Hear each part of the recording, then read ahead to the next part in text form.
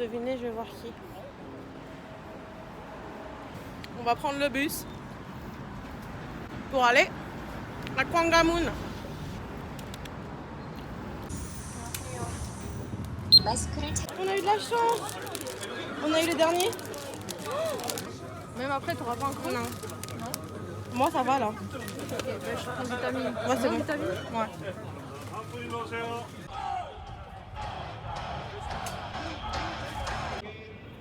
Eh, la défense de la Corée, elle est incroyable.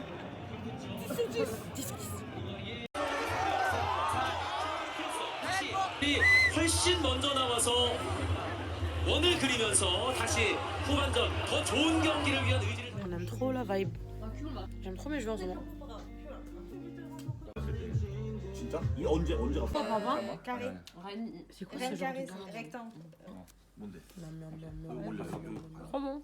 Vraiment, c'est rien que ça. 기다려. Pourtant, c'est allé bien.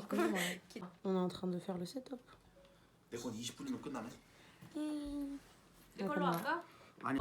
새거 썼어? 아 위에 산지.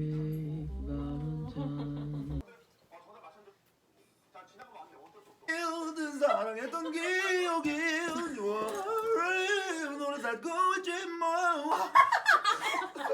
Oh my god.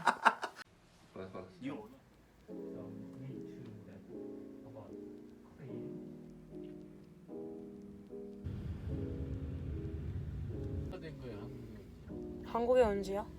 3년 됐어요. 네, 제가 여기 대학생이어가지고. 지금 그럼 한 4학년? 3학년? 네, 3학년이요.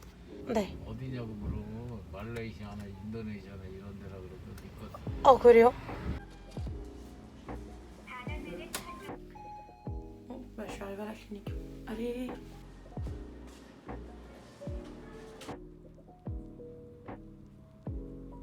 Ils m'ont donné les prix pour le laser. Je vais retourner voir la neige. Je vous aime bien, mais... J'aime trop ces ongles. Il neige dehors. Je sais pas si vous voyez. Non, vous allez grave pas voir. Je vais aller voir la neige dehors.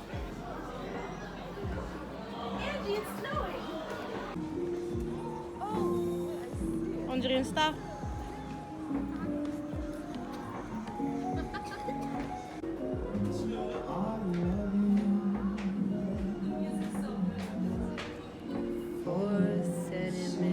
Christmas vibe.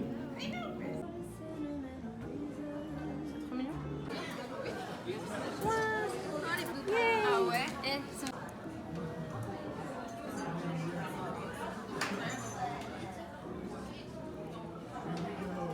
Oh non, ça coule! Elle est mignonne. C'est genre Apple Mango de Jeju. Ça, c'est incroyable. Coucou, j'espère que vous allez bien.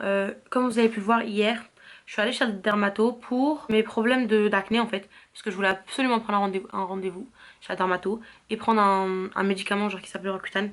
Je pense qu'il y a beaucoup de gens qui le connaissent déjà. Je voulais aussi aller à la clinique pour demander des informations sur le laser. Sur le laser pour le visage. Si c'était possible de prendre Roaccutane et en même temps de faire le laser. Et est-ce qu'il allait avoir des conséquences sur les cicatrices? Parce que je veux absolument faire le laser pour le visage. Et comme vous pouvez le voir, je suis quelqu'un d'assez poilu. Je pense qu'on peut pas le voir à la caméra, mais en vrai, je suis quelqu'un de très blanche et j'ai des poils noirs. C'est-à-dire que, enfin, même s'ils sont fins sur le visage, c'est comme des poils noirs. Et moi, je les vois, donc moi, ça me gêne, même si on m'a jamais fait la remarque. Moi, je les vois. Et j'ai un peu des poils aussi, genre sur le menton, qui me dérangent. Et je sais qu'il y a beaucoup de femmes qui font le laser au visage, mais ça n'a jamais été quelque chose qui a été très courant autour de moi. Et je voulais absolument le faire. Donc j'ai pris mon courage à deux mains et je suis allée chez le dermato à la clinique et je leur ai demandé des informations. Le prix, comment ça se passait, il fallait faire en plusieurs séances, combien de séances il fallait faire. Et elle a répondu à toutes mes questions. Et il y a un truc qu'elle a fait qui m'a surprise et qui m'a aussi touchée. C'est bizarre de dire ça alors que c'est un médecin, mais c'est aussi son travail de dire ça. Mais c'est le fait qu'elle me parlait de PCOS, syndrome ovarien, je sais pas comment on dit en français. Bref, je dirai en commentaire.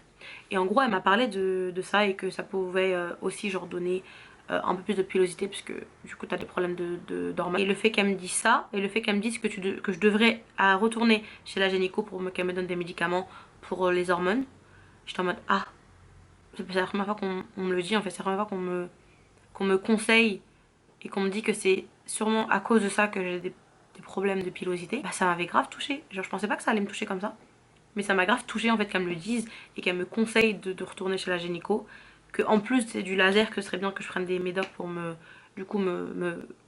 remettre les choses en place en gros. Et elle m'a aussi dit que bah, plus mes poils étaient foncés, plus c'était bien parce que du coup j'avais moins de chances que ça repousse et que ça aille plus vite. Que je pense que j'aurais besoin de plus de 5 séances. J'aurais sûrement besoin de plus. Mais le fait que je puisse le faire et le fait que je me lance à le faire, parce que c'est vraiment un problème en fait qui me dérange. Et je pensais pas que ça allait me déranger autant en fait au fur et à mesure des années, ça m'a dérangé de plus en plus. Surtout pendant Corona et pendant le masque, le fait que tout le monde porte des masques, c'était c'est bien parce que du coup tu voyais pas forcément les poils des gens. Mais là le fait que petit à petit les gens le portent de moins en moins, ça me dérange en fait.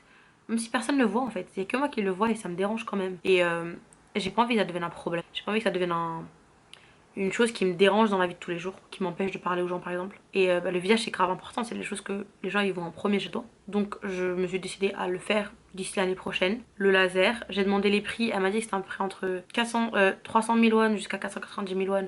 En gros 300 euros, 250, entre 250 euros et 390 euros pour 5 séances. Et j'ai trouvé ça quand même grave abordable par rapport au prix en France. Et pour quelque chose qui peut changer ta vie en fait, je trouve que c'est grave, ça vaut vraiment le coup en fait. Et voilà, je sais pas, j'avais envie de partager ça avec vous. Si des gens ont déjà fait le laser, dites-le moi en commentaire. Que ce soit le visage ou pas, hein, forcément, ça peut être le corps. Et dites-moi comment ça s'est passé. Est-ce que vous avez eu mal? Je filmerai toutes les étapes de ce qui va se passer pendant que je fais le laser. Je pense que ça serait grave aussi informatif pour les gens qui veulent le faire, parce qu'il n'y a pas beaucoup de gens sur le YouTube français qui en parlent. Je sais que moi en général quand je cherche des informations, je cherche en anglais parce que j'ai l'impression qu'il y a plus de ressources en fait. Il y a plus de choses qui se disent, il y a plus de médecins qui en parlent. Du coup le fait que je filme ça, que j'en parle, même si c'est pas une chose que les gens aiment en parler, genre c'est assez pudique et tout, moi je trouve que c'est grave important d'en parler. Il y a plein de personnes de couleur surtout, des personnes qui n'ont pas forcément blanches aussi qui sont touchées par ça. Enfin, c'est pas quelque chose de tabou en fait. Et voilà. Donc j'espère que vous allez suivre mon aventure avec moi parce que ça me fait quand même assez peur. Même si je vais pas le faire maintenant, ça me fait quand même assez peur. Et voilà. Merci de m'avoir écouté. Si vous avez des questions, n'hésitez pas à poser des questions. À toutes!